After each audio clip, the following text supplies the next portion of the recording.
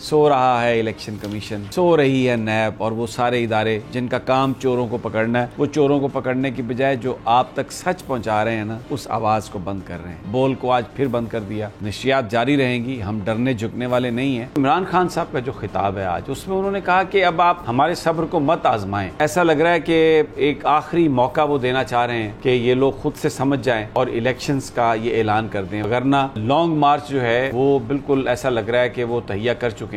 बहुत अच्छा ये इमरान खान की अप्रोच है कि वो मुल्क की जो मौशी सूरत हाल है उसको मद्देनजर रखते हुए बिल्कुल किसी भी तरीके से आगे नहीं ला रहे और कोशिश कर रहे हैं कि इसको इतना रोक सकते हैं रोके। अगर एमक्यूएम चाहती है कि उसकी सियासत जिंदा रहे तो उसे कोई ना कोई कदम तो उठाना पड़ेगा। आपको याद है पिछले दिनों ज़िमनी इलेक्शन हुआ कराची में, जिसमें इमरान खान साहब गए भी नहीं, जलसा भी नहीं किया और वहाँ पे इमरान खान साहब जो है वो जीत गए। एमक्यूएम है, उनको ये तो पता चल गया है कि कराची में उनकी सियासत जो है वो दफन हो चुकी है, क्योंकि अगर बिला मुकाबला इमरान खान वहाँ पे जीतते हैं तो फिर देख लें उनका क्या हाल होगा। मरियम नवाज साहबा स्टेट ऑफ डिनाइल में है, बिल्कुल वो इस बात को नहीं तैयार तस्लीम करने के लिए कि लोग इमरान खान के साथ हैं। उनके इतने स्टैटिक्स अच्छे हैं कि वो मैनी पैडी में इतना बिजी होती हैं कि उनको ये नहीं पता चलता कि इमरान खान साहब के जलसे में कितने लोग आए थे और कितने लोग नहीं आए थे। ये जो इस किस्म के लोग हैं कि जो कहते हैं कि हमें कुछ अवाम नजर नहीं आ रही, वो निकलते हैं तो लोग नहीं निकलते।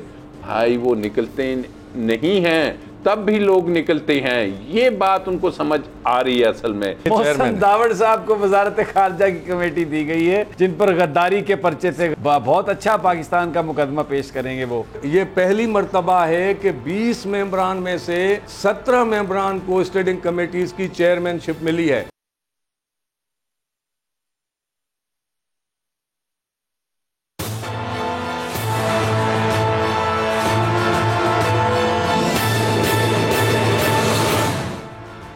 अस्सलाम वालेकुम नाज़रीन, मैं आपका मेज़बान समी इब्राहिम और आप देख रहे हैं प्रोग्राम तजिया। मेरे साथ हैं हमारी को एंकर अलीना इलियास और राजा आमिर अब्बास ख़ुसूसी तौर पर आज हमारे साथ शरीक हैं।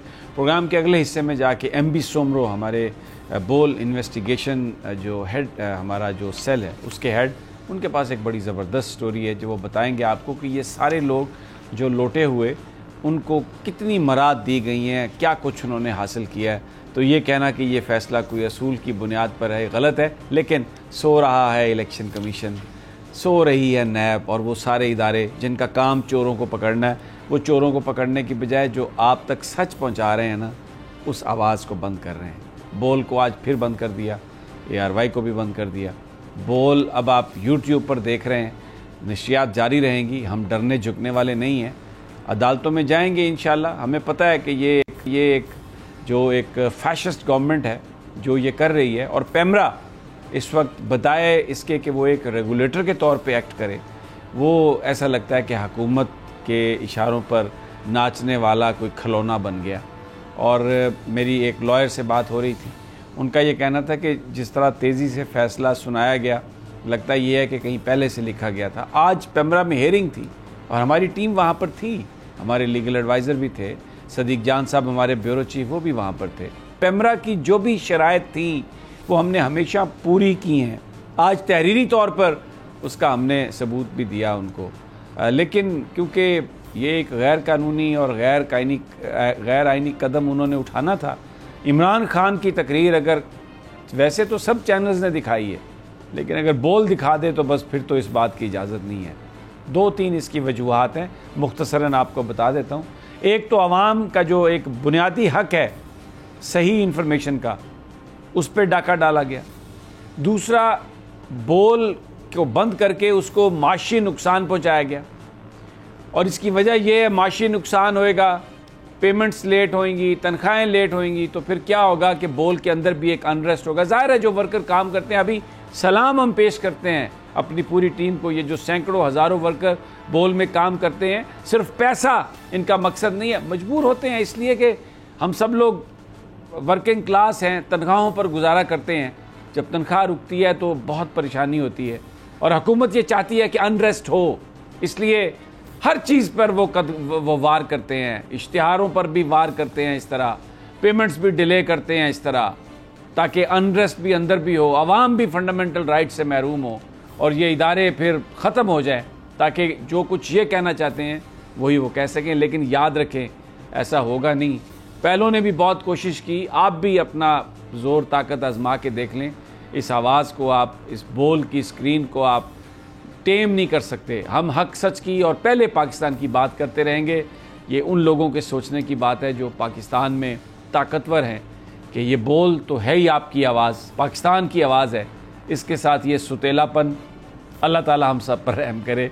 मैं बात यहीं ये ख़त्म करता हूँ और आगे आज की स्टोरीज़। और राजा आमिर अब्बास खुसूसी तौर पर आए हैं।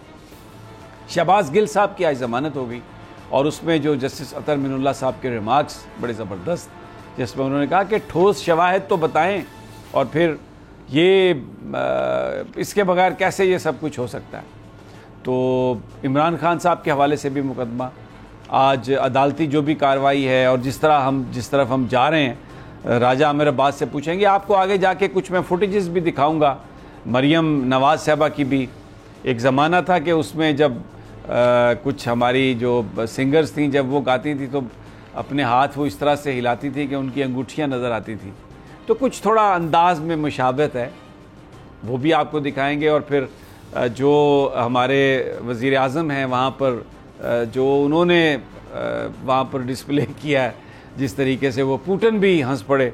पता नहीं, चलें शायद इसी तरह उनका दिल कोई पसीज जाए और वो इनको कुछ मदद दे दें। वैसे तो दुनिया नहीं देख रही, इस गवर्नमेंट को क्रेडिबल नहीं मान रही। और इमरान खान ने अब ये कहा आज अपने खिताब में, जो कौम से उनका खिताब था, कि अब ऐसा लगता है कि हमारा सब्र ज़्यादा देर नहीं रहेगा और हमें कॉल देनी पड़ेगी। बहुत भरी हुई आज हमारी प्लेट है स्टोरीज से। तो बात सबसे पहले आपकी तरफ, अदालतों में जो कुछ हो रहा है, शहबाज गिल साहब की ज़मानत हो गई, दूसरा जो दहशत गर्दी का जो पर्चा था उस पर अतर मिनुल्लाह साहब के बड़े इंटरेस्टिंग रिमार्क्स हैं। लगता है कि इस केस में कोई जान नहीं है। देखिए, अदालतों में जो कुछ हो रहा है वो एक्यूज़्ड को एक तरफ रख दीजिए।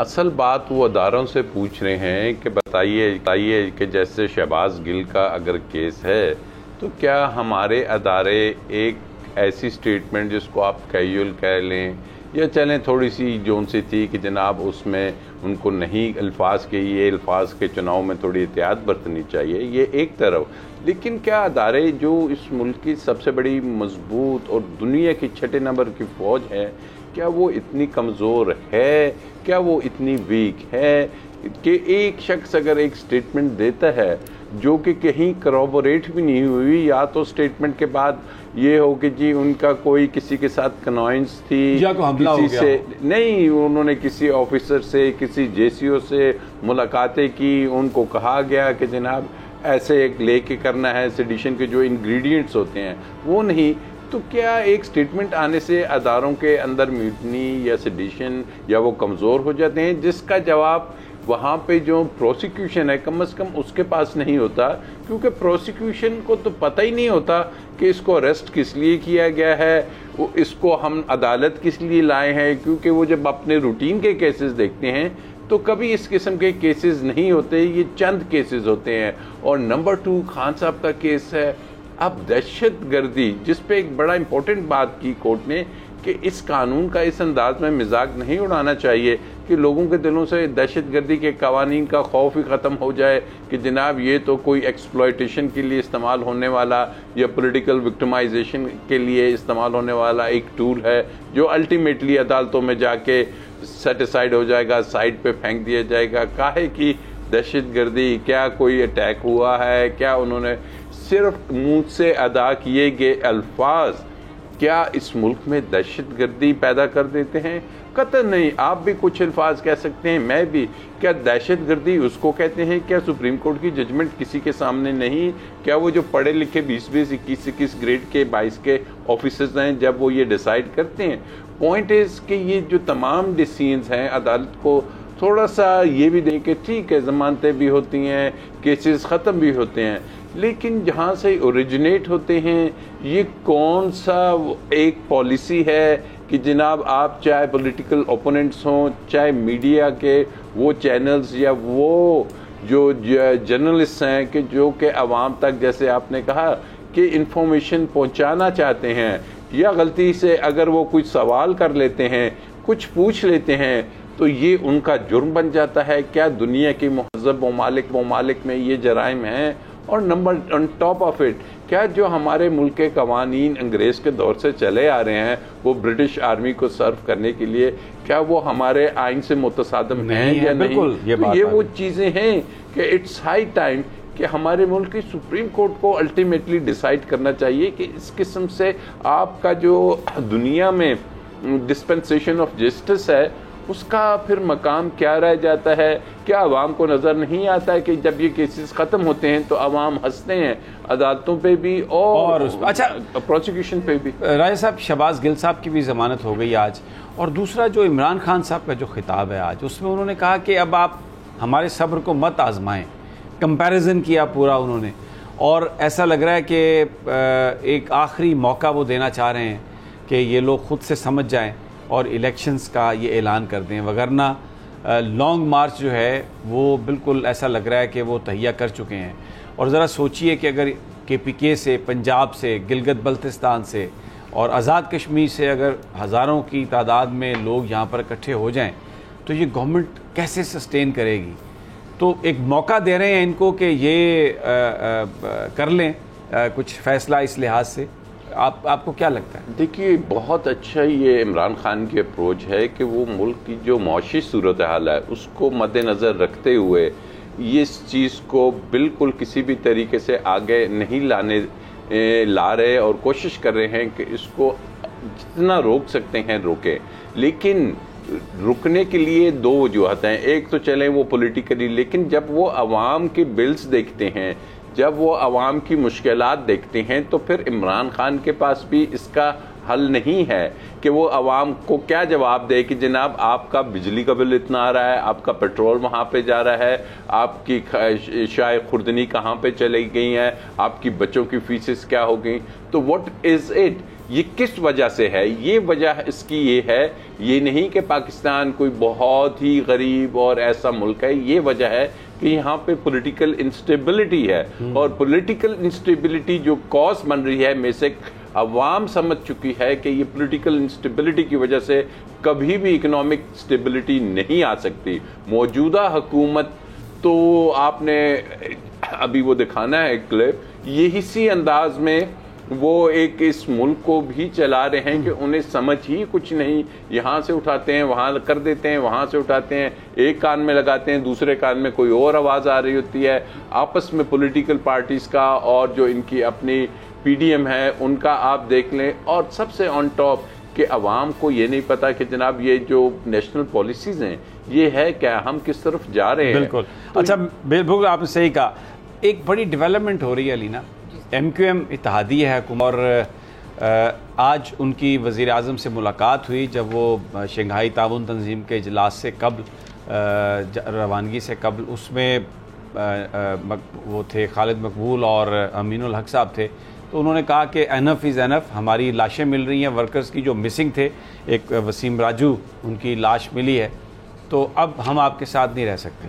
फिर शाम में एक वाक़या होता है, उसकी अगर फुटेज चला सके, आमिर खान साहब जो MQM के कायद हैं, जब वो वहाँ पर जाते हैं नमाज जनाजा में शिरकत के लिए, तो वहाँ पर जो MQM के लोग हैं वो उनके साथ धक्कम पेल करते हैं, उनको वो निकालते हैं वहाँ से, और जनाजे में भी वो शिरकत नहीं करते और उसके बगैर वो वापस आ जाते हैं।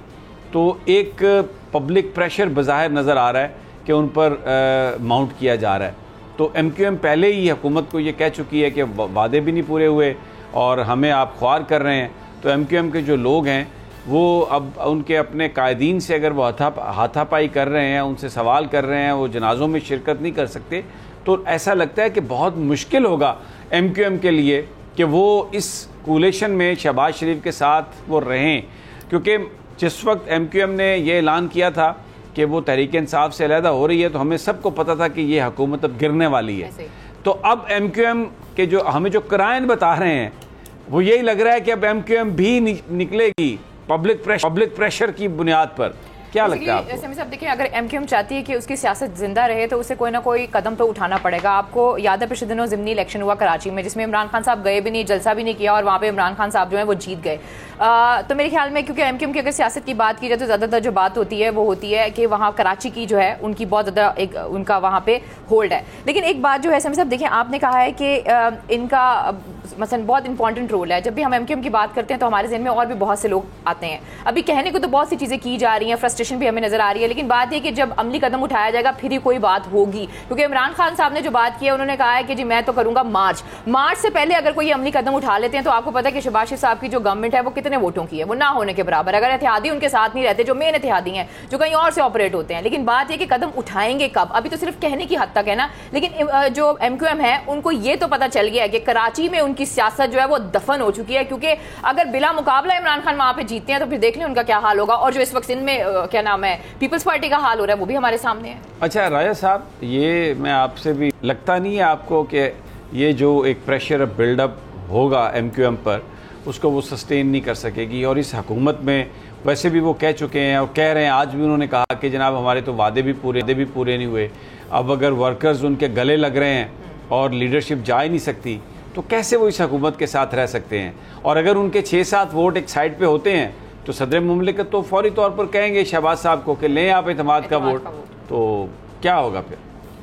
देखिए, बेशक MQM की लीडरशिप के ऊपर प्रेशर होगा, बेशक उनके ऊपर ये प्रेशर भी है कि जनाब हमने आगे इलेक्शन आने वाले हैं, अपनी पार्टी को ऑर्गेनाइज करके हमने पार्टी के इलेक्शंस में लेके आना है। लेकिन असल बात यह है कि अवाम उनसे क्यों खफा है?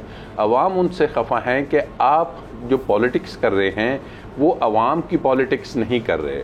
आप पॉलिटिक्स कर रहे हैं कि पार्लियामेंट में रहने की और अपने केसेस और अपनी चीज़ें छुपाने की, और आप जो है अवामी जो नैरेटिव है उसको बजाय आप एक डिक्टेशन के तहत चलते हैं।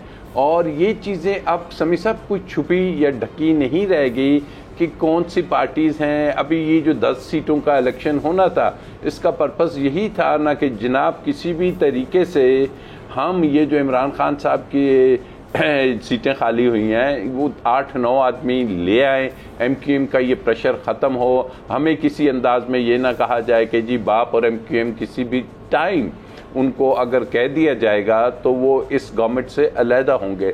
This is very unfortunate part कि जब से उन्होंने ये सियासत शुरू की तो जो भी पार्टी के लीडर्स ऐसी सियासत करते हैं तो फिर वो आवाम से यकीनी तौर पे दूर होते हैं। चाहे बलूचिस्तान में अभी इलेक्शंस होते हैं तो जो आज़ाद and free and fair elections होंगे तो आवाम कभी भी ऐसे नुमाइंदों को नहीं लाना चाहती कि जो कि वोट तो उनका लेके आते हैं लेकिन वो जैसे कि किसी उनका जो ज़मीर है वो कहीं और कंट्रोल होता है और ज़मीर की बात वो किसी और की सुनते हैं और वोट लेने की बात और महल्ले की बात कहीं और होते हैं। ये चीज़ें हैं कि जो इस मौजूदा रिजीम चेंज की जो ऑपरेशन हुआ है इसमें बड़ी उभर के सामने आई, ख़ासकर सिंध हाउस से शुरू हुई और उसके बाद MQM का रोल, बाप का रोल, और ये चीज़ें वाज़ेह हो चुकी हैं। ये चीज़ें लोगों को पता, बल्कि दबे लफ्ज़ों में ये ख़ुद बता रहे हैं कि ये तमाम जो है एक ऑपरेशन जो सा था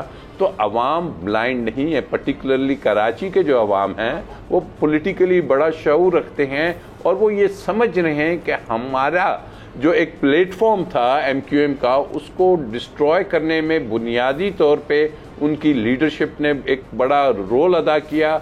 और वो किस लिए किया? क्योंकि उन्होंने अवाम का नहीं सोचा। अवाम को भी छोड़े, कराची जो इस मुल्क का हब है उसको उन्होंने किस अंदाज में नज़रअंदाज किया।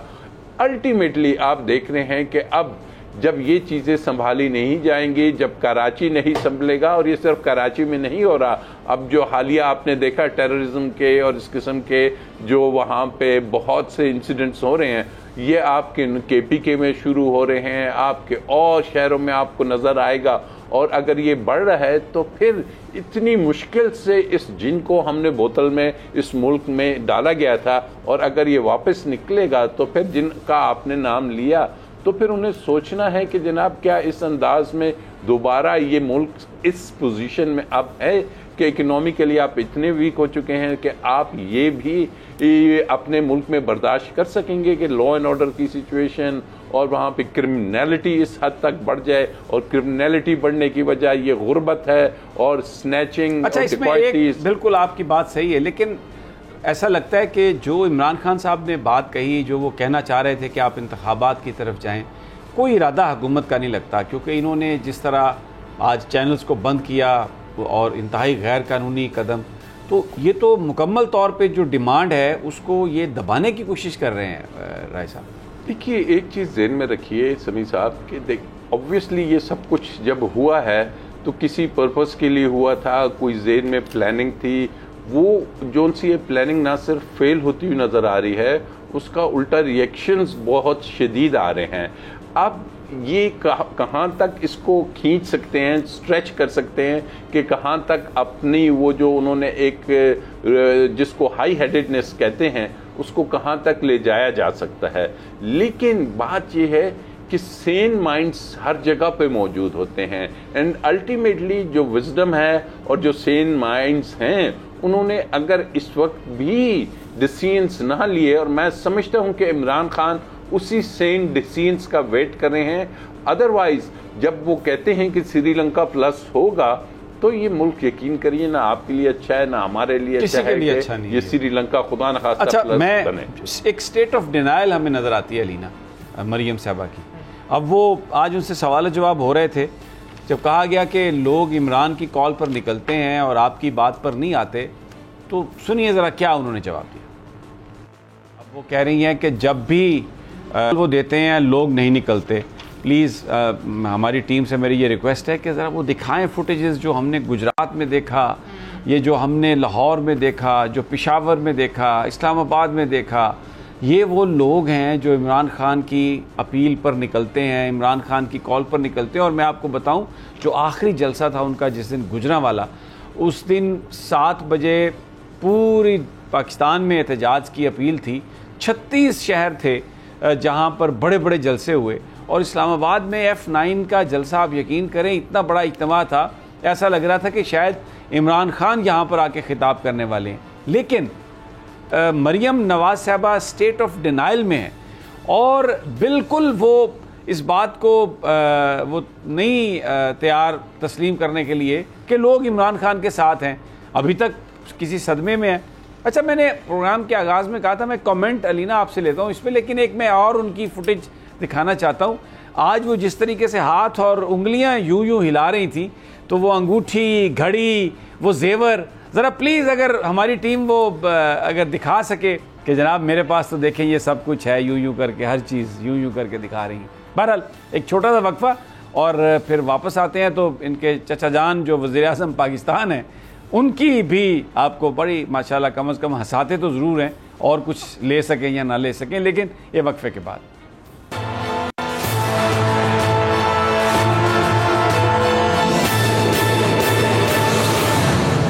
वेलकम बैक नाज़रीन। बात कर रहे थे मरियम नवाज साहबा की गुफ्तगू की और उनके स्टाइल की। स्टेट ऑफ डिनाइल में है, कहती हैं बिल्कुल झूठ बोल रहे हैं, इमरान खान साहब के कहने पे तो कोई बंदा नहीं आता। लेकिन फिर उसके बाद हमने आपको एक वीडियो दिखाई, वो जो यूं हाथों के इशारे हैं। अब मेरी यहाँ पर ये बहस हो गई है डिबेट में, इसमें ब्रेक में अलीना के साथ। वो कह रही हैं कि ये नेल दिखा रही हैं, लंबे नए नेल्स हैं उनके। अब ज़रा ये गौर से देखें, नेल्स दिखा रही हैं, ये नेल्स भी हैं तो लंबे वैसे।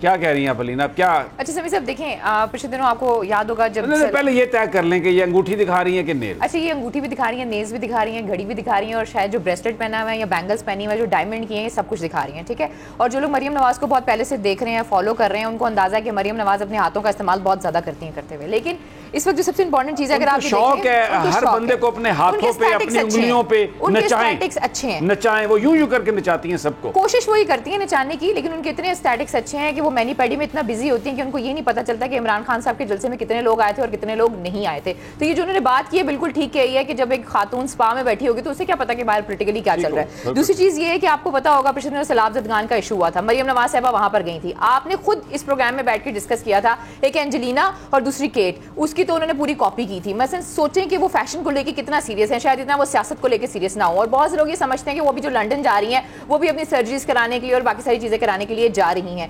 एक वीडियो में मैं चाह रही थी कि अगर आप लोगों के पास है तो आप वो ज़रूर चलाएं कि जब ये सैलाब ज़दगान को वहाँ पे चीज़ें देने गई तो एक बच्चा था वहाँ पे छोटा सा, उसके मुँह पे जिस तरह इन्होंने चिप्स या पापड़ डाला है ना, अल्लाह माफ़ करे, ऐसी हकारत के तरीके से कि जैसे आप किसी के मतलब छोड़ते नहीं, जैसे आप किसी जानवर को खिलाते हैं। अगर हमारी टीम अगर इस बीच से निकाल ले, अगर if it is was like that, तो बेसिकली मरियम जो कहती हैं वो करती नहीं है। और इनका जो वो बात अभी इन्होंने की है कि खान साहब के जलसे में कोई नहीं था, बिल्कुल नहीं था मरियम साहबा, आप बिल्कुल ठीक कह रही हैं, क्योंकि आप बिजी थी उस टाइम पे अपना मैनिक्योर पेडिक्योर कराने के लिए। फिर आपको कैसे पता चला? अच्छा जी राजा साहब, मैं ये कहता हूँ कि अगर वो इंसान नहीं थे तो कौन थे? जरा एक दफ़ा दोबारा फुटेज दिखा दें खान साहब के जलसों की है, या उनकी अपील पर जो लोग एहतजाज के लिए निकले हैं। अगर इनको आप ये कहें कि जी ये तो बिल्कुल झूठ है और कोई लोग निकले ही नहीं है, तो मुझे ये बता दें कि ये जो फिर आप देख रहे हैं ये कौन है यार? ये गमले हैं, क्या है ये? वो अपने जलसों की बात कर रही हूँ जी अपना राजा साहब, ये आपको इंसान नजर आ रहे हैं, ये कोई गमले पड़े हुए हैं, पत्थर पड़े हुए हैं बेजान, क्या आप कहेंगे?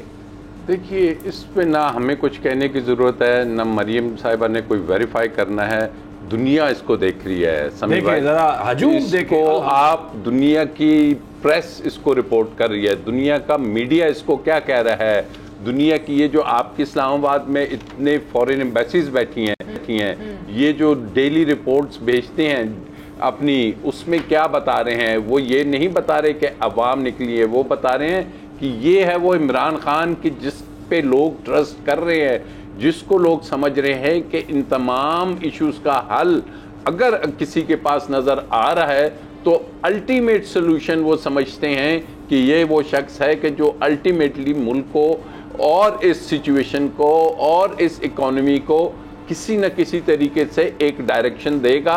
और एक बहुत अच्छी सिम्त दी थी लोगों को, अब वो सिम्त नज़र आ रही है कि जो इमरान खान ने दी थी, और पीपल वांट कि दैट शुड कंटिन्यू, और वो सिर्फ ना कंटिन्यू हो इस बैड एक्सपीरियंस के बाद, उसके रास्ते में जो हर्डल्स थी वो भी अब आने वाली हुकूमत उससे सबक हासिल करे और एक ऐसा सिस्टम लेके आए यहाँ पे कि ये जो इस किस्म के लोग हैं कि जो कहते हैं कि हमें कुछ अवाम नज़र नहीं आ रही, वो निकलते हैं तो लोग नहीं निकलते। भाई वो निकलते नहीं हैं, तब भी लोग निकलते हैं। ये बात उनको समझ आ रही है असल में कि वो नहीं भी निकलते और लोग निकले होते हैं। ठीक हो गया। अच्छा, अब मैं राय साहब आपको दो फुटेजेस दिखाऊंगा। एक तो मैं ताजिक डेलीगेशन, उनके साथ मुलाकात है हमारे डेलीगेशन की, और ये फुटेज रिलीज़ की है हमारे अपने जो पीएम ऑफिस है उन्होंने। तो सोशल मीडिया पर ये फुटेज भी है और बड़े लोग सवाल हैं कि ये इस तरह के चेहरे दिखाने की क्या ज़रूरत थी। ज़रा देखिए, बड़ी स्क्रीन पर कर दें, हमें गायब कर दें, ज़रा स्क्रीन बड़ी कर दें। ये आप देखें, ये फुटेज है, ये क्या इजलास की ये फुटेज बताने की कोशिश कर रहे हैं। ये आप देखें इस तरह की फुटेज, ये ज़रा चेहरे देखें, ये देखें वज़ीर आज़म साहब कैसे घोरियाँ, ये बिलावल तो लगते ही नहीं है, बिलावल एक अजीब सी चीज़ लगते हैं। अब आप देखें, ये तारिक फ़ातमी के साथ बैठे हुए हैं, ये क्या तासुर दे रहे हैं, ये अंदाज़ा करें ज़रा। ये पाकिस्तान की नुमाइंदे हैं, ये पाकिस्तान को रिप्रेजेंट कर रहे हैं। अच्छा चलें, ठीक है जी, बड़े उदास हैं, परेशान हैं, ज़ाहिर है जब गए हैं तो कोई पजीरा ही नहीं मिल रही, पीछे से खबरें आ रही हैं, तब्दीली की हवाएं चल पड़ी हैं, अब दिन तो चंद ही रह गए हैं। अच्छा जी, जो आज प्यूटन से जो मुलाकात हुई है, प्यूटन को भी इन्होंने हंसा दिया, शायद खुश हो के वो फिर थोड़ी सी गंदम इन्हें दे ही दे। लेकिन अब आप देखें ना, वो कहते हैं ना, कित्थे मेर अली, कित्थे तेरी सना, कित्थे इमरान खान, कित्थे जनाब शहबाज शरीफ। राजा साहब, ये आप महसूस तो हुए होंगे, कुछ मिले या ना मिले हमें? देखिए जी, उन्होंने अपने मकसद की बात, आपने चूंकि ऑडियो के साथ चला दी, तो उन्होंने कह दिया can somebody help me. Yes, तो यही वो चीज़ है कि जो वो लेके चल रहे हैं, आवाम को यही चीज़ बुरी लग रही है कि जनाब आप हर जगह जाके can you help me. Sir, आप बड़े अमेरिका जाते हैं, आपने वहाँ अक्सर देखे होंगे रात को वो बैठे होते हैं, sir dollar place can you help me, right. तो अब ये कौन सा तरीक़ेकार, और आगे से जिस तरह हंसे हैं हमारे आइंस्टाइन वज़ीर आज़म को देख के कि जो वो जिस तरीके से टूटी कान में लगा रहे थे IFB को, और वो भी हंसे हैं जब उसने कहा कैन हेल्प मी समवन। वो अच्छा, वो हेल्प करके फिक्स करके चले गए, फिर नहीं चला, वो फिर गिराया और फिर वो हंस गिराया रहा है। उसको, ये तो वही फिर अंदाज पुतिन हंसे है। हैं। आपने पहला वो क्लिप दिखाया है जिसमें मिफ्ता ऐसे निढाल हो के पड़ा हुआ है कि मैं इस मुल्क में अब कितना खून चूस सकता हूँ लोगों का, अवाम या का, दूसरे वो लफ्जों में खून चूस के बेहाल हुए। और जिस तरीके से बिलावल भुट्टो साहब देख रहे हैं कि जनाब ये वो रशिया में आपने देखे होंगे, if you have travel to Russia, कि वो बड़े लंबे चौड़े बाउंसर्स ऐसे बैठ के लोगों को देख रहे होते हैं कि जनाब कौन इधर क्या कर रहा है, क्लब में कोई इस किस्म की हरकत तो नहीं हो रही। और नंबर 2 आपने दिखाया कि जी वजीर आजम साहब वो पुतिन ने क्या तौबा, ये वो तस्वीर आ गई, तौबा, वो जो बेहाल हुए पड़े हैं। अगर आप इसके साथ वो भी दिखा देते ना, वो इमरान खान साहब जब पुतिन से मिल रहे हैं वहाँ पे फेशियल एक्सप्रेशन, क्योंकि ये बहुत काउंट करता है, वो 1 मिलियन बातें कह जाता है, वो एक आपके फेस का एक्सप्रेशन, तो वहाँ पे पुतिन का क्या एक्सप्रेशन था और यहाँ पे उसका क्या एक्सप्रेशन है। तो ये वो चीज़ें हैं जो अवाम देखती हैं, ये वो चीज़ें हैं जो अवाम नोट करती हैं, और अवाम बाहर इसीलिए आती हैं, और ना सिर्फ अवाम नोट करती है, ये पूरा दुनिया का मीडिया दिखा रहा है। और ये वो चीज़ है कि जब आपको फिर पजीराई नहीं मिलती, जब आपकी बात को सीरियस नहीं लिया जाता, जब आपको समझा जाता है कि जनाब आप इनको साइड पे करें, बताइए हमको बात किससे करनी है, और हम शायद बात भी ना करें। सो दीज आर समथिंग कि ये अफेयर्स इतने सीरियस हैं कि ये क्या नज़र नहीं आ रहे, ये क्या लोगों को समझ में नहीं आ रहे, और इससे नुकसान किसका हो रहा है? नुकसान हमारे मुल्क का। बतौर पाकिस्तानी मैं आपको बताऊं, on a very serious note, कोई बंदा भी ये मनाजर देख के खुश नहीं हो सकता, हम भी खुश नहीं हैं। बड़े अफसोस से ये चीज़ें दिखा रहे हैं, और उसके दिखाने का मकसद ये है कि कौम को भी पता चल सके और ये भी कुछ अपने आप को देख सकें कि हमारी क्या परफॉर्मेंस है। वो जिस तरह इमरान खान कहते हैं ना कि जो एक मिथ इन्होंने कायम की थी शहबाज शरीफ साहब के हवाले से कि बहुत बड़ा कोई इस तरह की शख्सियत हैं वो कि बस हर चीज़ को वो कर देते हैं, बड़ी जल्दी एग्जीक्यूट करते हैं, बड़े कोई डायनामिक किस्म की पर्सनैलिटी हैं, टूटी तक उन्हें लगानी नहीं आती। मैं आम ज़बान में कह रहा हूँ, जो IFB है।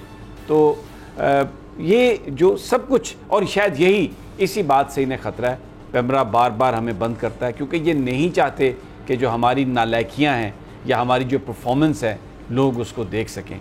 ये सब कुछ जो है, अब इसका हल ये नहीं है कि आप चैनल को बंद कर दें, आप आवाज़ को दबा दें। इसका हल ये है कि आप अपनी जो पोजीशन है उसको बेहतर करें, अपनी परफॉर्मेंस को बेहतर करें। लेकिन अलीला, ऐसा लगता है कि इनको इस बात की समझ नहीं है। अच्छा, बेसिकली अभी ना राजा साहब ने एक बात की कि ये मिफ्ता इस्माइल साहब जो है ना वो खून चूस के उनका ये हाल हो गया और उनके मुंह खुले हुए हैं। और पिछले दिनों मैंने देखा कि मिफ्ता इस्माइल साहब एक प्रेस कॉन्फ्रेंस के दरमियान रो भी पड़े थे। आप दीदा भी बड़ी जल्दी हो जाते हैं। वो तो मैंने क्लिप चलाया नहीं, जब वो क्या कह रहे थे कि मैं इतना कर दूंगा, ये कर दूंगा, ये कर दूंगा, कम कर देंगे हर चीज़ को, कीमत को, और फिर उसके बाद जब हुकूमत आई है तो रोने लग गए। तो हमें तो बचपन से यही पढ़ाया गया जो खून चूसते हैं वो सिर्फ कीड़े ही होते हैं, खून चूसने वाले कीड़े होते हैं। इसके अलावा मुझे नहीं पता कि मिफ्ता इस्माइल साहब कैसा खून चूस रहे हैं और कैसे नहीं चल रहे। और दूसरा, आप जाती कर जाते हैं शहबाज शरीफ साहब के साथ। वो ये देखें समीता, शहबाज शरीफ साहब इस मुल्क के वज़ीर आज़म है, वो टेक्नीशियन थोड़ी है। अगर उनसे वो टूटी नहीं लगी, गिर गई, थोड़ा आप भी जाने दिया करें। आप भी उनके एक क्लिप निकालते हैं और उसके ऊपर तबसरा करना शुरू कर देते हैं। He is not a technician, वो वज़ीर आज़म है and we should respect him. वैसे मुझे लतीफ़ा याद आ रहा, ब्रेक पर जाने से पहले किसी के घर में कोई मेहमान आए हुए थे, तो वो साहब जो थे उन मेहमानों के सामने को आधे पौने घंटे से टीवी को ठीक करने की कोशिश कर रहे थे, तो टीवी चल नहीं रहा था। तो वो मेहमान ने उस मेज़बान से पूछा कि ये कहाँ काम करते हैं, तो उसने कहा ये टीवी स्टेशन पे काम करते हैं। तो बहरहाल एक यहाँ पे छोटा सा वक्त, इजाज़त दीजिए, वापस आते हैं तो MB सोमरो हमारे साथ होंगे, हमारे इन्वेस्टिगेशन सेल के हेड, और वो आपको बताएंगे कि ये जो लोटे इन्होंने बनाए, किस तरह इन्होंने उन लोटों को भरा और किस तरह उनको मराद दी। लेकिन ये सब एक छोटे से वक्फे के बाद।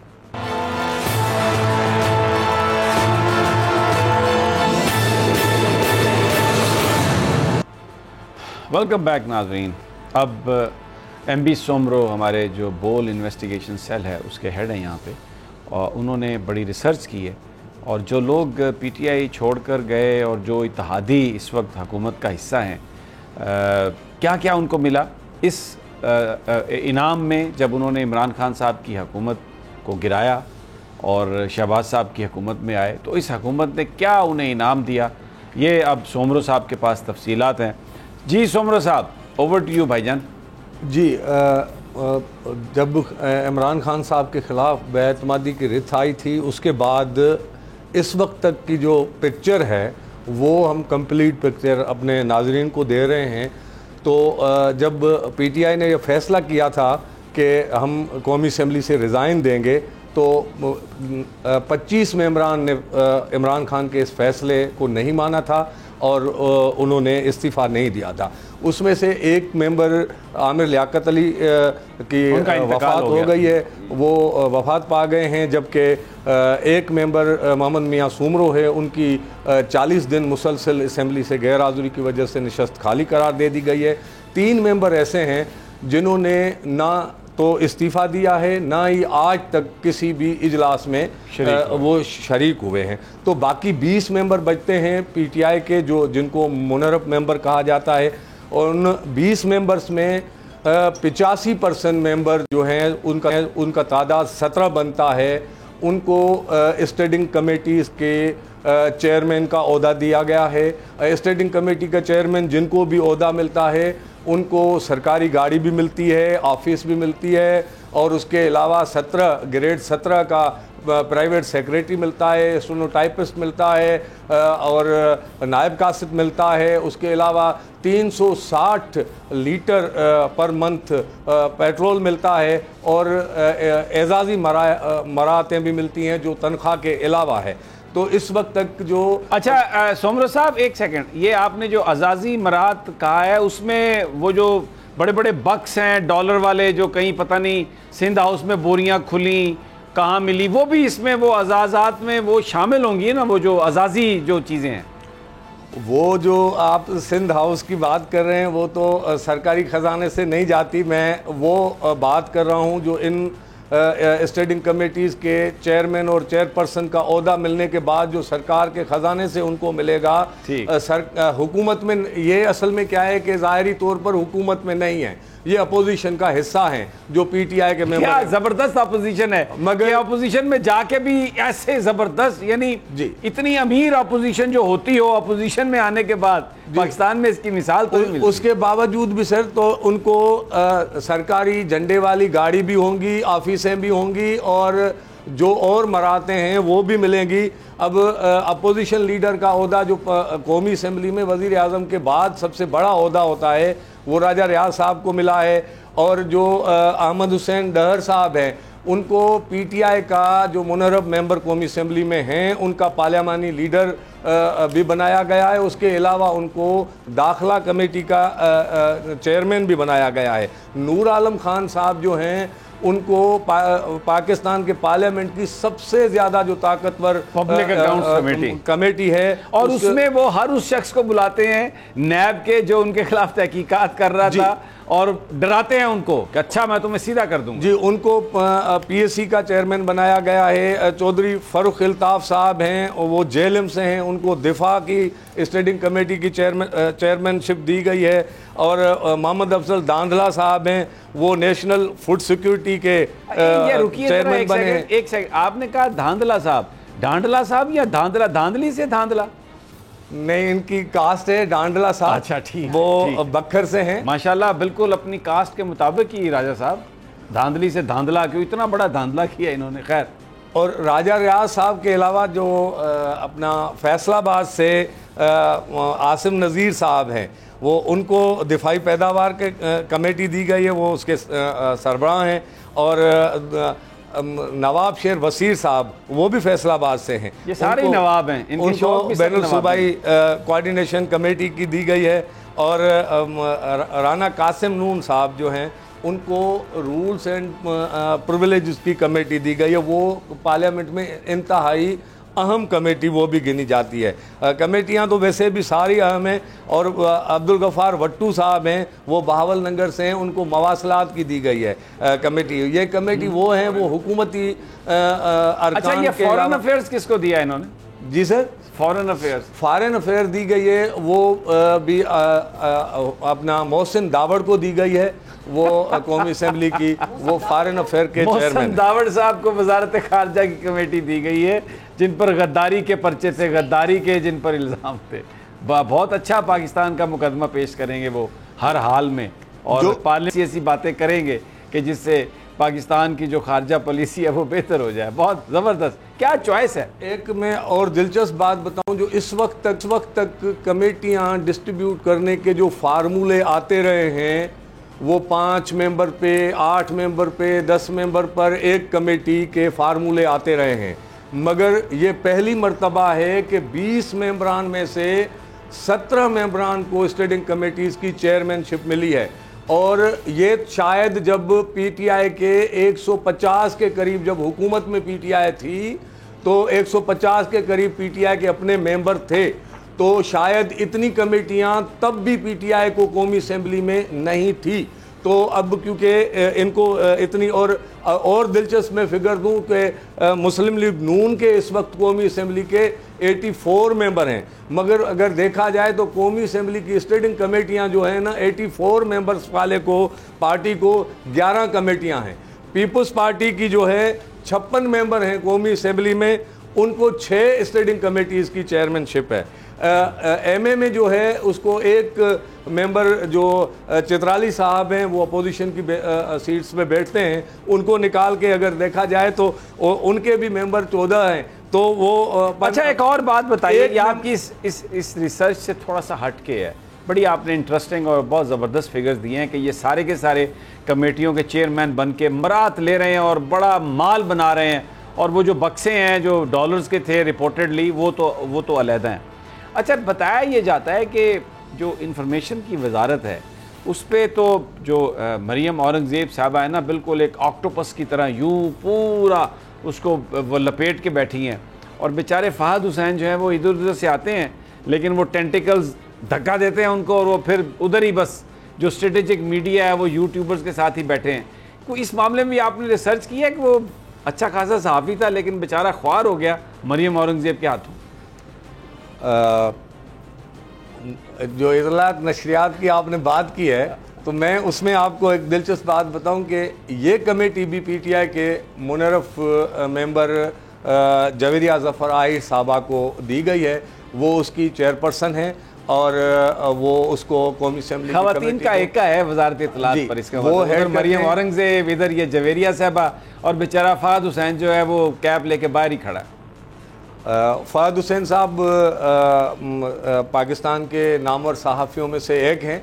और अच्छा, ये मुझे इस पर बड़ा एतराज़ है, नामवर सहाफ़ियों में से थे तो आप कह सकते हैं, अब वो एडवाइज़र बन गए, अभी कहाँ से? वैसे तो पाकिस्तान में किसी में इतनी शर्म हया नहीं है, वो कभी सहाफ़ी बन जाते हैं, कभी सियासतदान बन जाते हैं, लेकिन अभी तो हम ये कह सकते हैं कि वो सहाफ़ी थे, अभी तो नहीं है।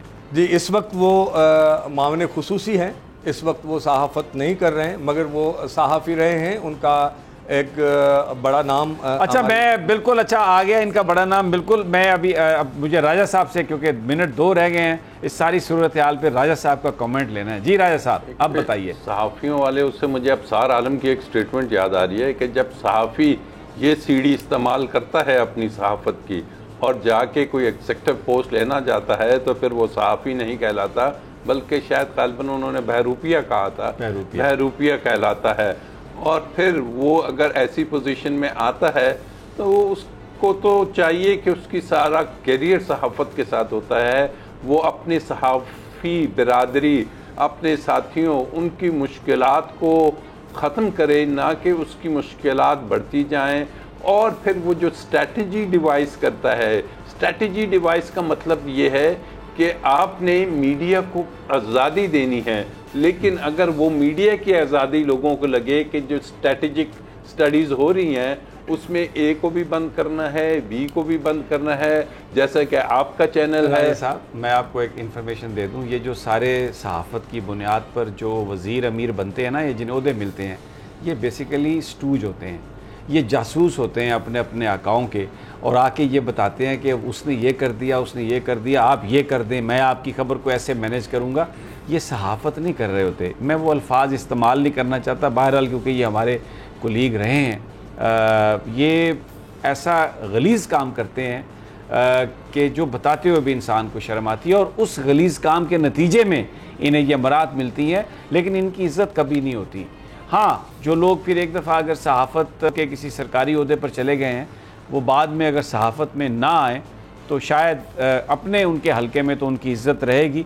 मैं इस मामले में अबसार आलम को क्रेडिट देता हूँ। उन्होंने बाकायदा तौर पर सहाफ़त को ज्वाइन नहीं किया और ये उन्होंने कहा था कि मैं अब सहाफ़ी नहीं रहा जब मैंने पैमरा को ज्वाइन किया। बाकी लोगों का बड़े बड़े नाम हैं जो मुख्तलिफ़ टाइम में मुख्तलिफ़ औक़ात में सरकारी मुलाजमतें भी लेते रहे हैं और आज बड़े कर्रो फर्ज से सहाफ़त करते हैं और अपने आप को सहाफ़त का पाकिस्तान में थंब समझते हैं। अब पता नहीं वो किस चीज़ का थंब है। इजाज़त दीजिए, कल फिर इंशाल्लाह मुलाकात होगी अल्लाह ने के बाद।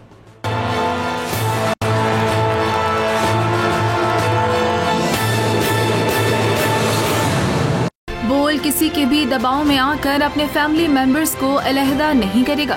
बोल हमेशा आवाम की आवाज बनता रहेगा और आवाम के मसाइल दिखाता रहेगा। बोल की आवाम से खुसूसी दुआओं और साथ देने की अपील। सबसे ज्यादा व्यूज, सबसे ज्यादा रील्स और सबसे ज्यादा रेटिंग के साथ बोल अब भी नंबर 1 पोजीशन पर बरकरार। सब्सक्राइब करें और बेल दबाएं ताकि कोई खबर रह न जाए।